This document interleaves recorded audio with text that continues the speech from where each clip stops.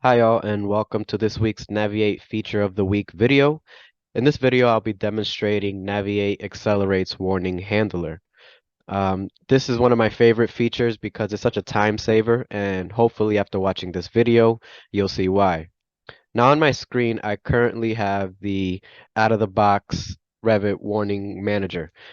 And so with this one, you'll see the list of warnings listed here, and I'd have to expand each of these to get a better understanding of what the warnings are. Now, one thing to keep in mind is that it's very difficult to isolate elements using this warning handler. Now, I'd have to check off certain warnings and hit show, right? And when I hit show, it'll zoom in and give me an angle where I can see that element, but notice that on my screen you don't see it, even though it's selected and I should be seeing it. So what's difficult is that even though it's shown and I'm in my Revit environment, I can't select, I can't hide things out of the way. I can't really get access to the element that's selected aside from just zooming and panning. Now, the only thing from here, if I wanted to then edit and try to remove this warning, is to delete checked. But that's not always what we want to do to get rid of the warning. Sometimes we just want to edit the elements to remove that warning. So what do I do then?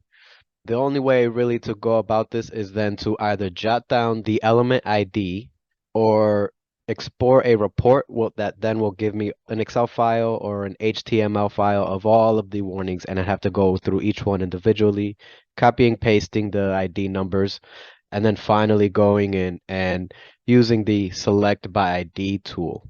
With all of that I just said, there's numerous steps. It's very time consuming and inefficient. So let's insert here Naviate Warnings Handler. Go into Project Manage. Over here we have the Warning Handler. Now one thing to note is that in Naviate Warning Handler, it'll list the same exact warnings that we saw previously. And then I can also expand each one to get a better understanding of what's happening, right? I get a number associated with those, so I know how many of those warnings I have and which ones to kind of tackle first if I want to try to get rid of the most, etc. I can continue to expand each one to see the elements, same information that I saw from the Revit out of the box warning manager. But one thing to keep in mind is that this dialog box is free floating, which means I can keep it open while still working in my project environment. Notice that I can select elements, hover over elements, hide things, edit their parameters while this is still open. So let's say I want to go ahead and clear some of these warnings. I can either select these elements either by selecting the warning, or I can go ahead and select certain parts of the warning. And as you can see, those are being highlighted. Once I have my warning selected, I can go in here and say HI, which is my temporarily hide or temporarily isolate elements command. And now I have just those elements isolated. This allows me to then make edits and not have to worry about other elements being in my way. I can go ahead and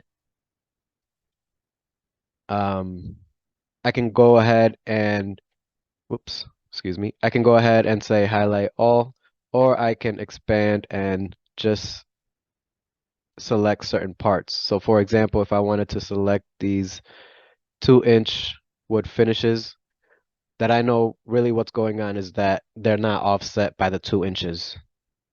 So they are interfering with my floor structure slab. So go ahead and select these two, offset by 2 inches.